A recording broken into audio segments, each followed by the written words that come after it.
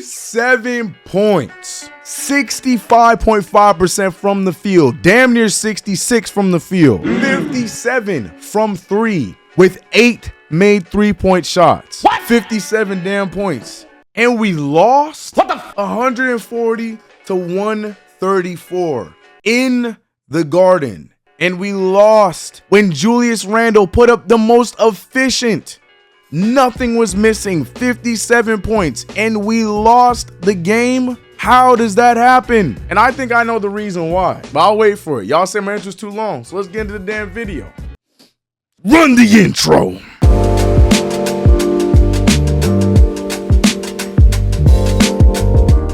What's going on, CK Crew? It's your boy CK2K, and welcome back to another video. If you haven't already, make sure you subscribe to the channel, hit the notification bell. Do not forget to like this video. I almost said stream. This is not a stream. This is a video. And we got to get into that disgusting loss to the Minnesota Timberwolves, a game that we should have won after that third quarter flurry and a pretty solid beginning of the fourth. But before we get into any of that, we got a sponsor, y'all. We got to thank our sponsor, MyBookie. Now, March Madness has officially begun. It's time for you to shoot your shot and score big on the non-stop action with MyBookie. Whether you're filling out multiple brackets, betting on the eventual national championship winner, or simply looking for player and game props, MyBookie has you covered. Getting started with MyBookie is simple. Visit the website online, make your first deposit, and use promo code CK2K to claim an exclusive deposit bonus. That's right. You put some money in, you get a little extra something from simply using the promo code CK2K. You get some money added to what you're already depositing. Pretty nice, huh? That's promo code CK2K to claim some extra money on top of your initial deposit. With hundreds of thousands of crazy prizes for March Madness and weekly blackjack tournaments, you can turn your game day into payday using MyBookie. Thanks, MyBookie. But yeah, man, promo code CK2K link is in the description below at the very tippity top. Don't sleep on this. Very, very useful. Shout out to MyBookie. This game definitely could have been very beneficial with MyBookie if you were a TWolves fan. Oh man, I don't even know where to start with this. Now, we know the obvious of Julius Randle putting up 57 points. Like I said, the splits were crazy, at least percentage wise. His shooting numbers were absolutely bonkers. But what irritates me more than anything else is the other side of the ball. Did you know that the Minnesota Timberwolves shot 58% from the three-point line as a team? 58%. 61 from the field, 75 from the free throw line. 58% from the three as a team. They shot 24 of those things and made 14 of them. Now, we were 50%, 14 to 28 from the three-point line. Julius Randle had 8 of our 14 alone. But the reason why I'm bringing up these numbers is because the final score was 140 to 134. This was a game where in the first half, we really couldn't find any offense anywhere besides, well, Julius Randle. Julius Randle was on another planet in that game yesterday. Everything he was putting up was going in. It just looked way too easy for him in that game. But outside Julius Randle and Jalen Brunson, and we didn't get to see much from RJ Barrett, who was shooting really efficient for us last night. But in a game when you have somebody shooting 57 points, there's going to be a decrease in other players' stats and scoring, and we saw that. But could that have been the possible reason why we lost this game? Maybe. I say that because in that third quarter when Julius Randle kept us afloat, damn near bringing us back into that game with the help of Josh Hart defensively and a bit offensively. You saw Manu quickly wake up a little bit. Jalen Brunson doing what he can. RJ Barrett making some clutch shots for us in the beginning of the fourth. You saw in the final minutes we lost our lead because we didn't really have any other options on the offensive end. When Julius Randle was not able to get a shot or make a shot, then that was basically it. We didn't really have anybody else giving us an option offensively. That and turnover.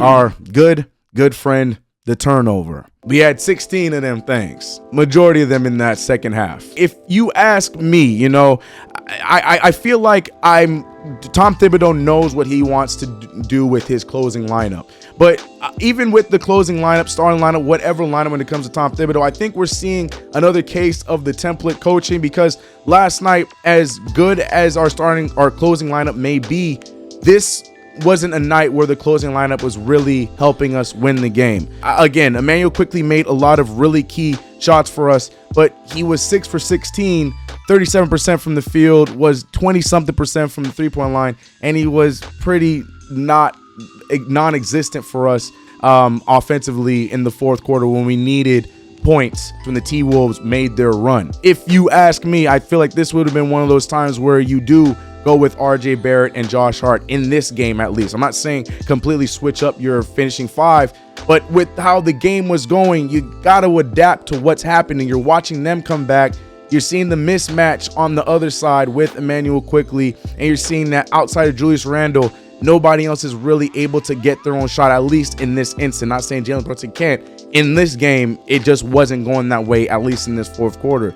And I feel like you have RJ Barrett out there. You have another option. RJ Barrett was 4 for 8 from the field today, 2 for 3 from the three-point line. So we can't talk about him not being effective for us offensively. And it's not to say RJ would have gone out there and saved us, but he definitely doesn't shy away from those moments, at least giving us an attempt to getting more points on the board in those final minutes, because that's really what killed us, in my opinion, at the end of the game. At 2:36 left in the game in the fourth quarter, Jalen Brunson makes a fadeaway jumper that put us up 131 to 129.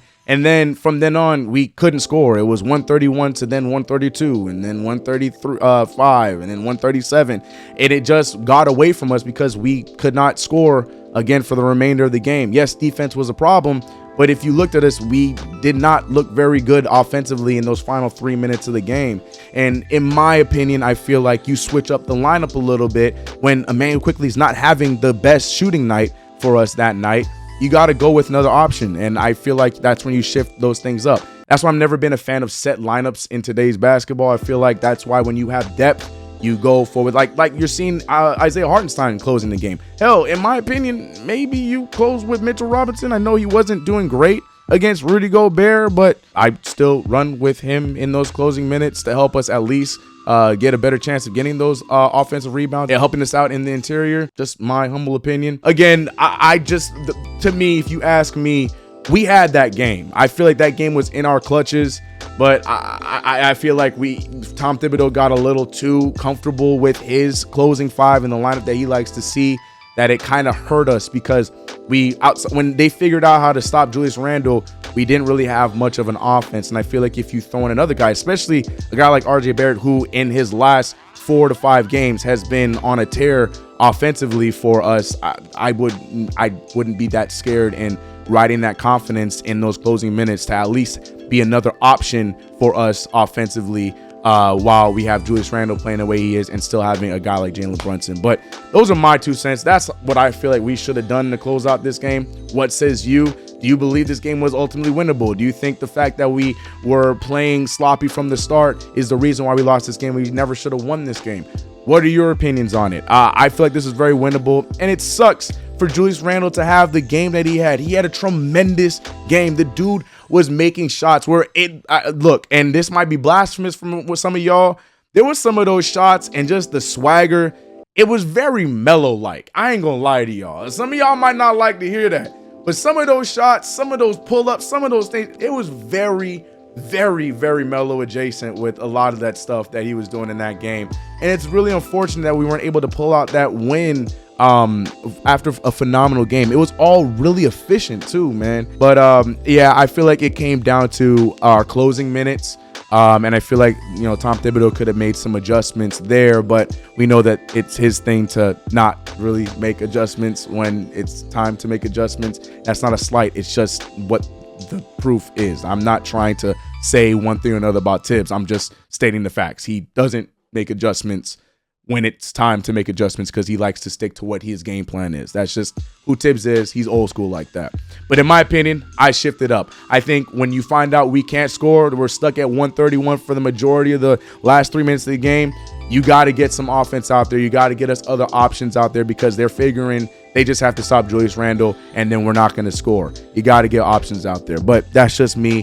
What do you guys think? Let me know in the comments below where we went wrong in this game.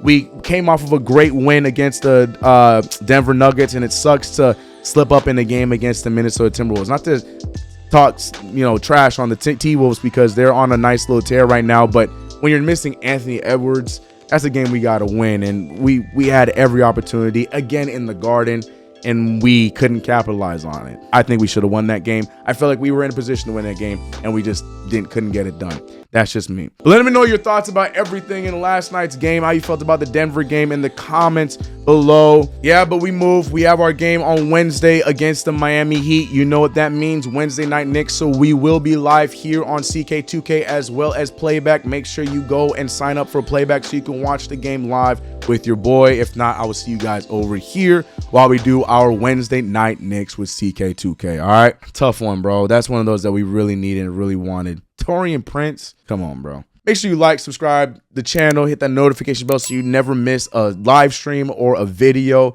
Shout out to MyBookie. Link is in the description below for all that. I'll see y'all in the next one. I'm out of here. Let's get it. Tough one. Real tough one. I'll see you guys next video. Sorry about that, Julius. Cold pizza on Tuesday. I got food up in the fridge. Y'all keep looking for that new wave. I think I like it how it is.